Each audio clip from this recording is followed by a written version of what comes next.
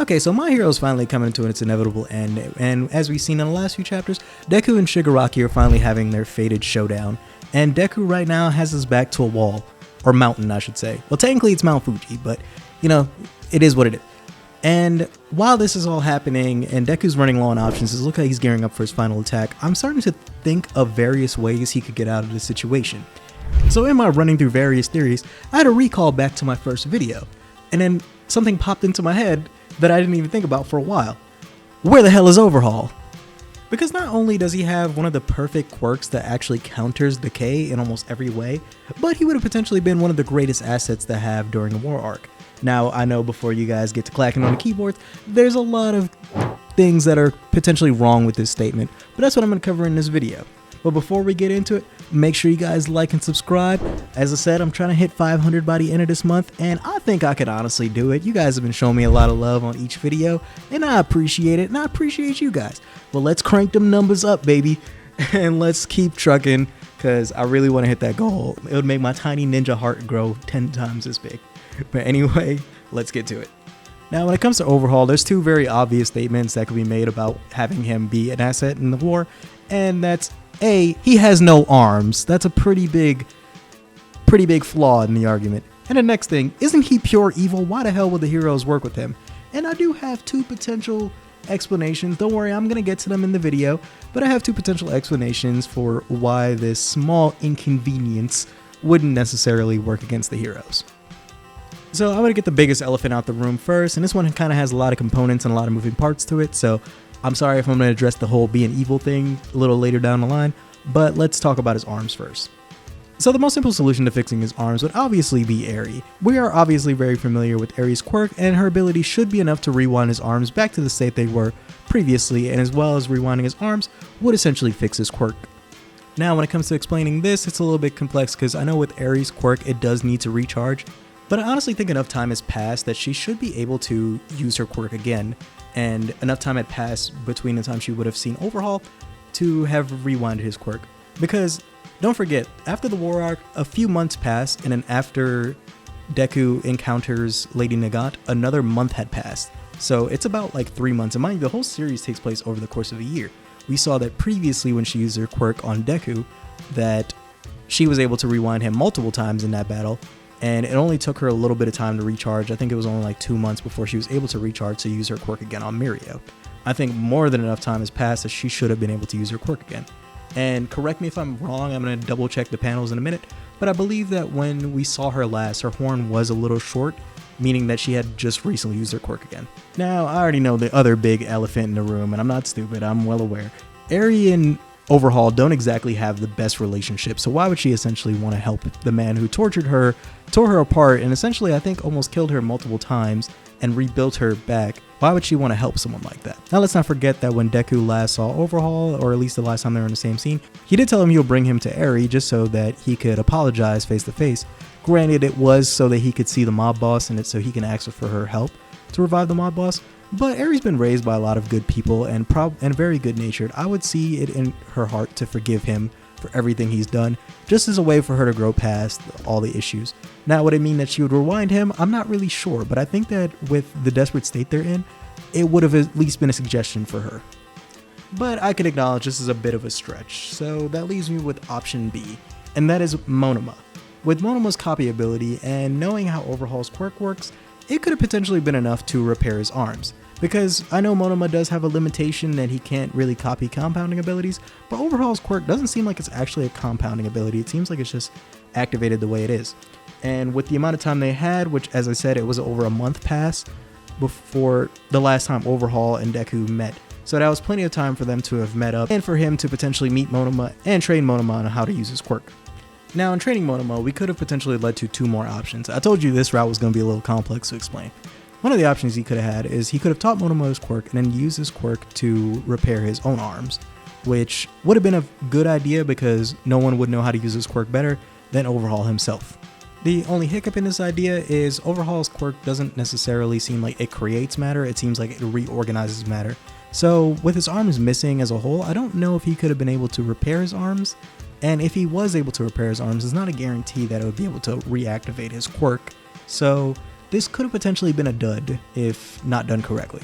Now there is the option for them to just attach someone else's arms, but again, it's not necessarily sure it's going to work, and that's kind of a little unethical for heroes, even in their desperate state right now. So as for option 2 with Monoma copying his quirk, he could have also just straight up taught Monoma how to use his quirk, which is very viable because, as I said, there was more than enough time. If he managed to master Warp Gate in such a short period of time, he should have also been able to master Overhaul's quirk. I don't think it would be as complicated as something like Warp Gate, because Warp Gate requires like coordinates and stuff like that.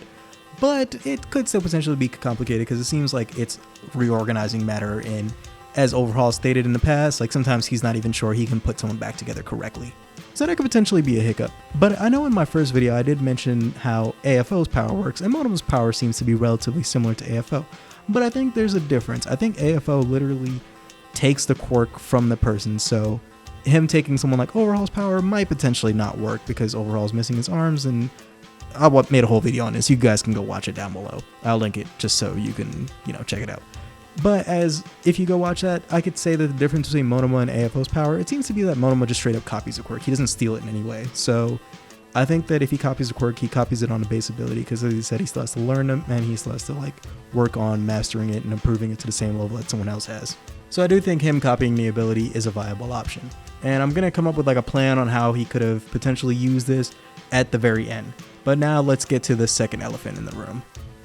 And isn't Overhaul evil? Why would they work with him in the first place? And yes, in a way, he's very obviously evil, and he's done some pretty heinous things, worse than Endeavor, which is kind of a crazy statement. But yeah, when it comes to evil, he's evil in a different way. When we see evil like Shigaraki and the League of Villains, they're just hell-bent on destruction. They want to destroy everything. They want to essentially bring ruin to the hero society as a whole. Overhaul does not necessarily like quirks, but he's more or less a criminal. He kind of just wants to run his criminal enterprise, and he wants to make profit as much as he can off of his quirk erasing drug, which actually, that's another thing I'm going to mention that I didn't even think about. So more at the end. But what I'm essentially trying to say is Overhaul is just more or less a drug dealer. He's a drug dealer that's willing to do bad things if need be. But as far as it comes to trying to take over the world and trying to be complete evil dominance, he's not really that kind of guy. Now, when it comes to the actions he's done, yeah, they're pretty inexcusable, they're pretty bad, and as I said earlier, the stuff he did to Ares is essentially horrendous. So why would the heroes work with a guy who's that evil? And let's be real, they don't have a lot of options right now. They really don't have a lot of people that they can go to that has that kind of power that he has, or could utilize a quirk that could be the most crucial on the battlefield. And let's not forget, while we've been in this war arc, we've actually seen them work with several criminals. Let's not forget they're working with Gentle Criminal as well as La Brava. Now, you can say that they haven't really done as horrendous crimes as Overhaul has, but let's not also forget they're also working with Lady Nagan, which working with is a strong word, but they don't really see issue with her helping them. And another person they don't seem to have an issue with working them is Stain, who, let's not forget, has murdered several heroes. So with someone like Overhaul, I could kind of see them turning a blind eye as long as he's willing to help them to some degree. And I think Overhaul will be more than likely to help them, because let's not forget who put him in the situation where he's missing his arms in the first place. It's Shigaraki. He essentially stole everything from him. He had his whole business collapse, he made it so that he can never see the boss again, which is the person he loves the most in his world, and all because Shigaraki just didn't like him. He just didn't like his face, he didn't like the fact that he was better than him, so he just ruined his whole life over that. And also killing Magna, but I don't know, League of Villains are really weird about their friendship, so I'm not really going to count that towards his hatred towards him. And let's not also forget AFO's contribution to all the stuff that has happened to him, because we saw that AFO was potentially also grooming him to be one of his potential flesh puppets. So yeah, I don't think they would have to do much convincing to want him to turn against Shigaraki, because, as I said, he took everything from him. But now that I've gotten those two giant elephants out the room, let's cover on how they could actually have utilized Overhaul's abilities. Now, his abilities for the most part do speak for themselves, but let me actually go through and break down how I think that they could have actually used it. So, one of the things that I think is a major component that they should have kept is Monoma definitely should have utilized his erasure. And we see that Monoma can potentially hold up to 3 quirks, which right now we only know that he's holding erasure and warp gate. I think that Overhaul's ability could have potentially been his 3rd quirk that he was holding, because his quirk works functionally similar to Decay, so I think that if Monoma had gotten a solid touch on him, he could have also just essentially one-shotted Shigaraki. But let's just say that that's not really what the plan is for. Because don't forget the other regenerative aspect of his quirk. He could have been on the battlefield repairing everyone's injuries and essentially making it so that everyone can go back and fight right away, as opposed to them taking injuries and they just have to live with them. So there is one small hiccup with this. Far as we know, Monoma can only hold quirks for about 10 minutes. So yeah, he would probably need to be there with him, because I don't necessarily know how much time has passed since this whole war arc has started, but I'm pretty sure it's been over like 2 hours at least. So I think that if he was copying that ability, he would need to be able to physically touch him in order to still keep using it. Now, the other way they could have utilized him, and I just thought about this while I was actually recording this, is they could have actually asked him how the hell he made his quirk erasing bullets. I know that there's some unethical things that went into the practice of it, but he could have only needed to make one bullet. And then after that, he could have just got Momo to copy the bullets over and over, because this would have been another thing they could use to essentially make it so that Shigaraki was not as much a threat as he is now. And honestly, would sacrificing a little bit of Ares like flesh or whatever been as bad as them letting several heroes die in this war arc? I don't think so, but you know, I understand they're heroes, they don't want to do something that unethical, so it's understandable. But I do think that it's kind of hard to say that they shouldn't have considered that. And with the utility of Overhaul's quirk, there's like unlimited things that he could do. Don't forget that when he fought Deku, he turned into a goddamn kaiju.